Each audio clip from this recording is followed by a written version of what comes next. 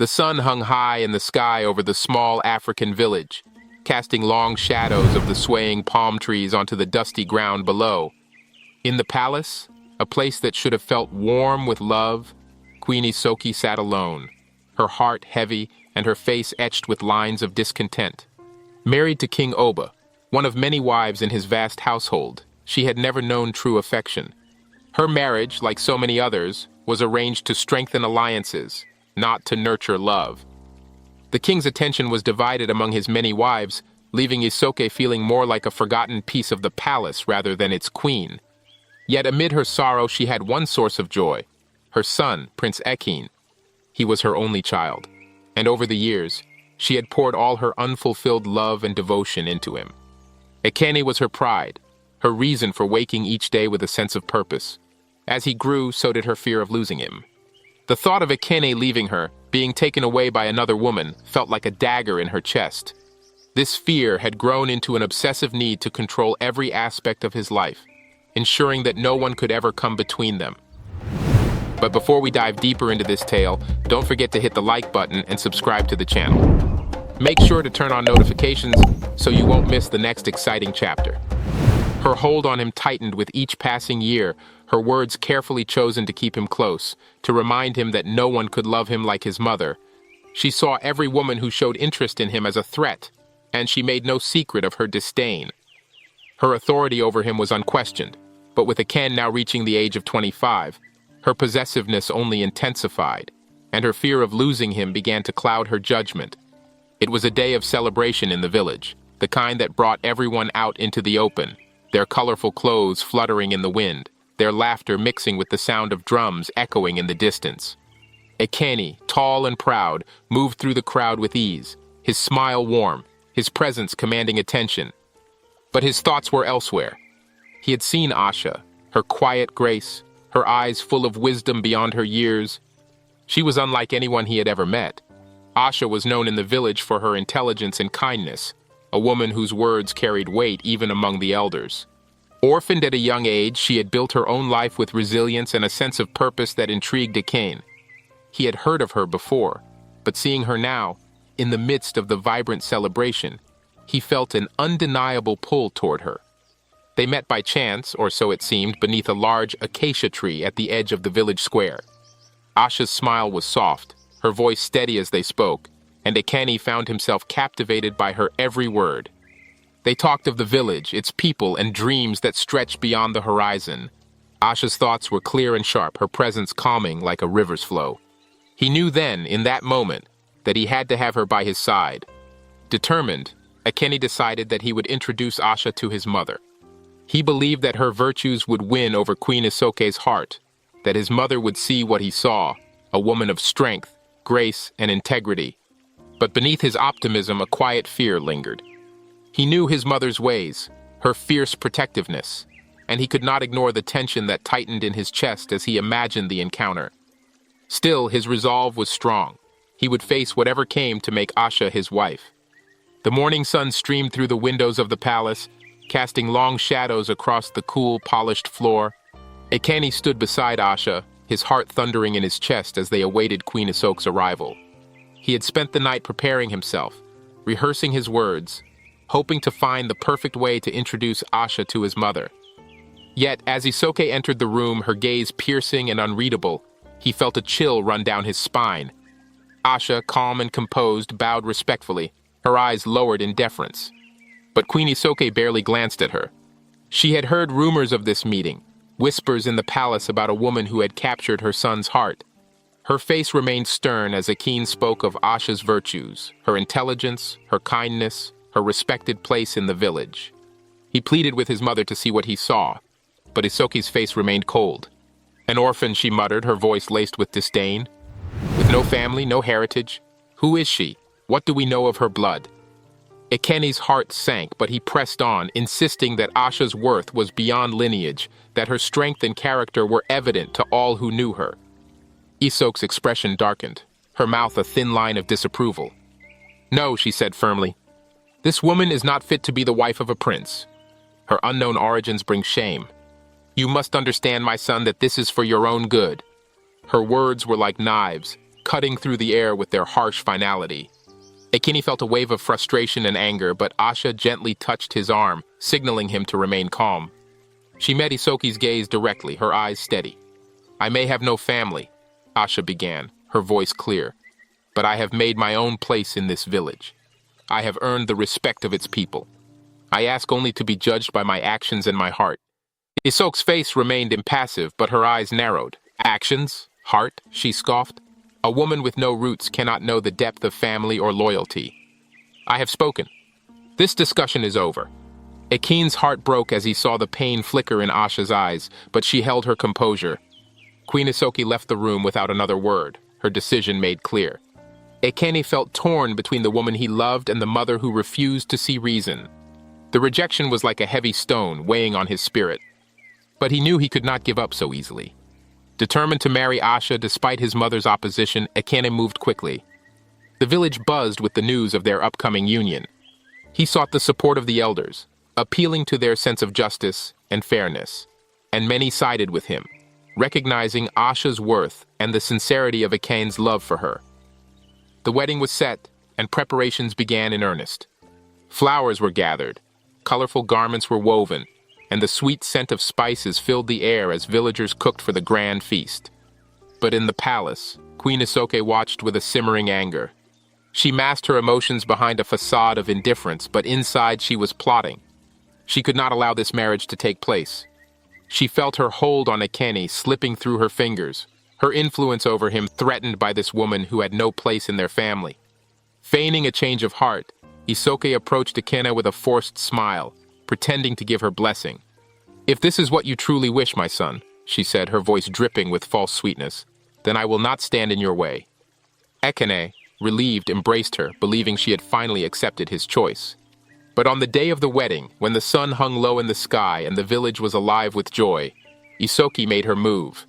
She crept into the small hut where Asha's bridal attire was kept and poured palm oil over the delicate fabric, staining it beyond repair. The oil spread quickly, ruining the intricate patterns woven by the village women, turning the bright colors into a murky mess. When Asha discovered the destruction, she was heartbroken. Her eyes filled with tears, but they did not fall. Instead, she clenched her fists, refusing to be defeated. She knew who was behind this, but there was no time for confrontation. The guests were arriving, and the ceremony was about to begin. Word spread quickly of the sabotage, and the villagers gathered in shock. Ekene, realizing the depth of his mother's deceit, felt a mixture of shame and anger. He rushed to Asha's side, his heart aching as he saw the ruin of her dress and the pain in her eyes. Asha, however, did not falter. "I will not let this stop us," she declared, her voice firm. With the help of the village women, she quickly fashioned a new dress from simple white cloth, a symbol of her resilience and determination. The elders, moved by her strength, insisted that the wedding proceed. And so, under the setting sun, amid whispers of scandal and defiance, Ekene and Asha were married. But even as they exchanged their vows, they knew that Queen Isoki's wrath had only just begun. The evening air was thick with tension, a stark contrast to the joyous celebration that had just taken place. The village square, still decorated with vibrant flowers and lanterns, now buzzed with murmurs and exchanged glances. Queen Isoke stood apart from the crowd, her face a mask of cold fury. She had underestimated Asha's resilience and the support she would receive from the villagers. Her plan had failed, but she was not ready to accept defeat. Asha, wearing her hastily made dress, stood beside Ekene with her head held high. Her voice was clear as she addressed the gathering, her words cutting through the murmurs like a blade. "There are those among us who would rather see love destroyed than accept what they cannot control," she began, her gaze fixed on Isoke. "But love is not a garment that can be stained or torn apart. It is a bond that grows stronger with every challenge." The crowd fell silent, eyes shifting between Asha and the queen. Ekene stepped forward, his hand clasped around Asha's, his voice trembling with a mix of anger and determination. "Mother," he called out, "why do you seek to destroy what brings me happiness? Is my joy not also yours?" Queen Isoke's eyes flashed with indignation. "You are blinded, Ekene," she snapped. "This woman has bewitched you, taken you from your family, from your duty. I will not allow you to throw your life away for a mere orphan with no heritage, no standing." The elders, sensing the growing conflict, stepped in to mediate. The oldest among them, Elder Kofi, raised his hand for silence. "Queen Isoke," he said calmly. "We have all seen Asha's strength, her wisdom, and her virtue. She has earned her place among us, not by birthright, but by her actions. It is not for us to judge her past, but to see what she brings to our future." Isoke's face tightened, but she said nothing. The elder's words carried weight, and she knew it. For a moment, a heavy silence hung in the air, and then the village erupted in applause, voices raised in support of Asha. Isoke's face turned to stone, her heart filled with resentment. She knew she had lost this battle, but her determination to undermine Asha had only grown stronger. As the night wore on, the wedding feast continued, but a shadow loomed over the celebration. Ekene and Asha danced together, their smiles masking the uncertainty that now clouded their future. They were married, yes, but they both knew that the real struggle had just begun. Days passed, and the tension in the palace thickened like storm clouds gathering on the horizon. Queen Isoke, refusing to accept Asha as her son's wife, began a new game of manipulation. She feigned illness, claiming mysterious ailments that kept her bedridden. Her cries echoed through the halls, and servants whispered of her strange symptoms. Ekene, torn between his duties as a son and his love for Asha, found himself constantly at her side, leaving Asha alone and increasingly isolated. Isoke would call for Ekene at all hours, her voice weak and pitiful, ensuring he had no peace. "My son," she would say, her tone fraught with drama, "I feel the weight of my years. My heart aches knowing you are slipping away from me." At first, Ekene tried to balance his time between his mother and Asha, but it soon became impossible. Every moment he spent away from the palace was met with tears and accusations.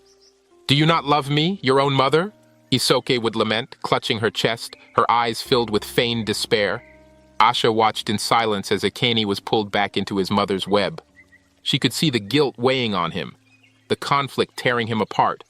Her heart ached for him, but she knew that this was a battle he would have to face on his own. As the weeks went on, the strain began to show. Ekene's face grew tired, his smiles less frequent. He would sit with Asha in their small home, but his mind seemed far away, back in the palace where his mother's voice called out to him like a haunting siren. Asha, now heavily pregnant, felt the tension seeping into her bones. She tried to remain strong, but the constant manipulations wore her down. Her patience thinned, and one evening, as Ekene rushed out the door yet again to tend to his mother's latest ailment, she finally spoke.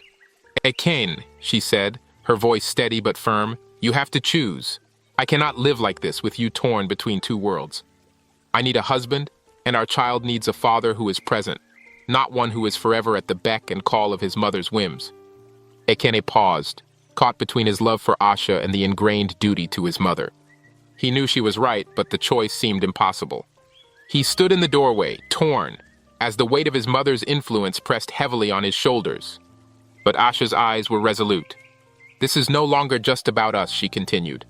"It's about our future, our child's future. You must decide where your heart truly lies." Ekene knew the time for action had come. He could no longer ignore the conflict tearing at his soul. The decision he had been avoiding was now staring him in the face, and he knew he could no longer stand in the middle ground. The days grew shorter, and the air in the village turned crisp as the season began to change. Asha sat by the small fire in their home, her hand resting protectively over her growing belly. She had given Ekene time, more time than she thought she had in her, but his indecision was wearing her patience thin. Each day he returned from the palace, eyes weary, carrying the burden of his mother's needs. Asha felt the weight of his choice pressing down on her chest. One afternoon, as the sun dipped low in the sky, casting a golden hue across the village, Asha finally reached her limit. She watched as Ekene prepared to leave again, his face strained with worry. Her voice, usually calm, now held a firmness that stopped him in his tracks. "Ekene," she said, her tone unwavering, "I can no longer live like this. Your mother will always find a way to pull you back to her, and you will always go, because you cannot bear to disappoint her. But I cannot be second to a lie any longer." Ekene turned to face her, his eyes filled with a mix of guilt and confusion. "Asha, please understand, she is my mother. I owe her my life. I cannot just turn my back on her when she needs me most." Asha's face softened, but her resolve remained. "And what of us? What of our child?" she asked, placing his hand over her swollen belly. Will you continue to be torn between two worlds while our child grows up wondering where their father's heart truly lies? Her words struck him like a blow. He could feel the truth in them, a truth he had been avoiding. His heart ached as he realized the toll his mother's manipulations were taking on Asha. He loved her deeply, and yet he had allowed himself to be trapped by his mother's emotional hold. Asha continued, "I will not raise our child in a place where they are unwanted, where we are constantly fighting for your attention. I am giving you a choice, Ekene. Come with me and start a new life away from this place, or stay here with your mother and her ghosts. But I cannot and will not stay like this any longer." Ekene felt his chest tighten. He had never imagined being forced to choose between the two women he loved most in the world. But looking into Asha's eyes, he saw the weariness there, the pain, and he knew she spoke from a place of love and desperation. He knew that this decision could no longer be postponed. "I need time to think," he stammered, his voice barely a whisper. Asha nodded, her expression calm but unyielding. "You have until the child is born," she said softly. "After that, I will make the choice for us." Ekene could no longer sleep. The night stretched on endlessly, filled with dreams of an uncertain future and memories of his mother's cold disapproval. He knew that time was running out, and with each passing day, the weight of his decision grew heavier. Asha's ultimatum hung over him like a storm cloud, and he knew he could not delay any longer. One morning, as the village awoke with the first light of dawn, Ekene made his way to the palace. The air was cool, and the sounds of the waking village surrounded him, but his thoughts were focused solely on the task ahead. He found his mother in her chamber, sitting by the window, gazing out with a distant look in her eyes. "Mother," he began, his voice steady but filled with determination. "We need to speak." Isoke turned to face him, her eyes narrowing slightly. "What is it now, my son? Have you come to apologize for your foolishness? To end this charade with that woman?" Ekene took a deep breath. "No, mother," he replied firmly. "I have come to tell you that I am leaving. Asha and I will start a new life, away from this place, away from your constant interference." Isoke's eyes widened with shock and then hardened with anger. "You dare speak to me like this?" she hissed. "I am your mother. I have given you everything, raised you, protected you, and this is how you repay me? By abandoning me for an orphan?" Ekene felt his resolve waver, but he held his ground. "I'm not abandoning you, mother. But I cannot live in a world where my wife and child are not welcome. You have made it clear that you will never accept Asha, and I cannot let you control my life any longer." Isoke's face flushed with fury. "You will regret this, Ekene. If you walk out that door, you are no longer my son. I will disown you, cast you out, and you will have nothing." The words stung, but Ekene had made his choice. He took a step closer, his voice calm but resolute. "I am prepared for that, mother. I have made my decision and I will stand by it." Isoke's anger boiled over. "Then go!" she shouted, her voice filled with a mix of rage and desperation. "Go and never return." Ekene turned and walked away, his heart heavy but his steps steady. He felt a strange sense of relief, a lightness he hadn't felt in years. As he left the palace, he glanced back only once, seeing his mother's figure silhouetted in the window, her face contorted with grief and anger. He made his way back to Asha, finding her waiting outside their home, her face hopeful but uncertain. He reached for her hand, squeezing it tightly. "We leave today," he said, his voice filled with a new sense of purpose. "We begin our new life together." Asha's face broke into a smile, a look of both relief and determination. They knew the road ahead would not be easy, but for the first time they felt truly free to walk it side by side. The village watched in quiet curiosity as Prince Ekene and Asha prepared for their departure. The news had spread quickly. Ekene had chosen to leave the comfort of the palace, to abandon his birthright and follow Asha into an uncertain future.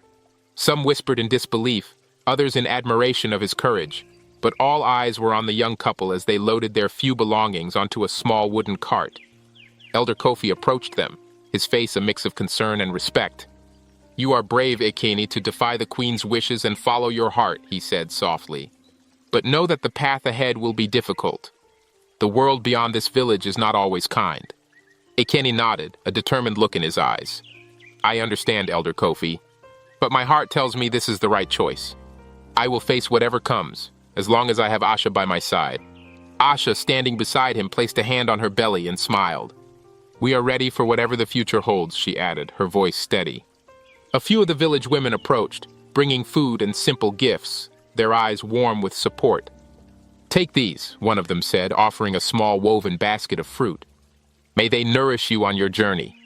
With final goodbyes and nods of encouragement, Akin and Asha turned toward the path that led out of the village. As they walked, the sounds of the village grew faint behind them, replaced by the gentle rustle of leaves and the distant call of birds. The road stretched ahead, winding through dense forests and open fields, unknown and promising in its mystery. For a moment, Akin felt the weight of what they were leaving behind, the familiar faces, the security of home. But when he looked at Asha, her face glowing with hope and strength, he knew that their new life, whatever it might bring, was worth the risk. The journey was not easy. The days were long and the nights were cold. They traveled through forests thick with shadows and over rivers that swelled with rain. But they pressed on, supporting each other with quiet words of comfort and shared smiles.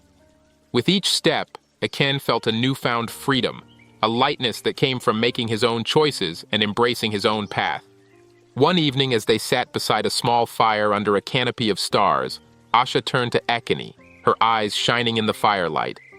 Do you regret it? She asked softly. Leaving everything behind? Akin shook his head, a gentle smile forming on his lips. No, he replied. For the first time, I feel like I'm truly living my own life. With you, I have everything I need. Asha leaned in closer, her hand resting over his. And with you, I know we can face whatever comes. They sat together in silence, the warmth of the fire surrounding them, and for the first time in a long time, both felt a sense of peace, as if they had finally found where they belonged. Months passed, and Ekene and Asha found a new village nestled in the hills, a place where the people were welcoming, and life seemed to move at a slower, gentler pace. Here they began to rebuild their lives, working together to create a new home, away from the shadows of their past. The villagers, intrigued by the young couple's arrival, were quick to accept them. Asha's wisdom and kindness won their hearts, while Ekene's strength and determination earned their respect. Slowly, they built a new community, finding their place among people who valued them for who they were, not where they came from. One day, as they worked together in their small garden, Asha felt the first signs of labor. Ekene's heart raced with excitement and nerves, and he rushed to fetch the village midwife, his hands trembling but his spirit strong. Hours later, as the sun began to set, Asha gave birth to a healthy baby boy, their first child, a symbol of their new beginning. As Akin held his son in his arms, he felt a surge of emotion, love, relief, and a deep sense of fulfillment. He looked at Asha, her face glowing with the joy of new motherhood, and he knew they had made the right choice. They had chosen each other, chosen love, chosen freedom. They named their son Amadi, meaning free man, a name that carried the weight of their journey, their struggles, and their triumphs. The villagers celebrated with them, sharing in their joy, their laughter ringing out across the hills. Yet, as they settled into their new life, a quiet thought lingered in Ekene's mind. A thought of his mother, Queen Isoki. He wondered if she would ever accept his choice, if she would ever let go of her bitterness and reach out. He knew that some wounds take time to heal, but he also believed in the power of change, of forgiveness, and of love that could transcend even the deepest of rifts. As they sat by the fire one evening, their son cradled between them, Ekene turned to Asha and said, "Maybe one day we will return, not to stay, but to seek peace, to show that we have found our happiness." Asha smiled, her hand resting gently on his. "Perhaps," she replied, "but for now, let us cherish what we have here. In this place we have made our own." And so they continued, their future open and unwritten, filled with the promise of new adventures, new challenges, and a love that had proven itself unbreakable. For Ekene and Asha, the story was just beginning. A story of hope, resilience, and a love that had defied all odds to find its own way in the world. Don't forget to hit the like button and subscribe to the channel. Make sure to turn on notifications so you won't miss the next exciting chapter.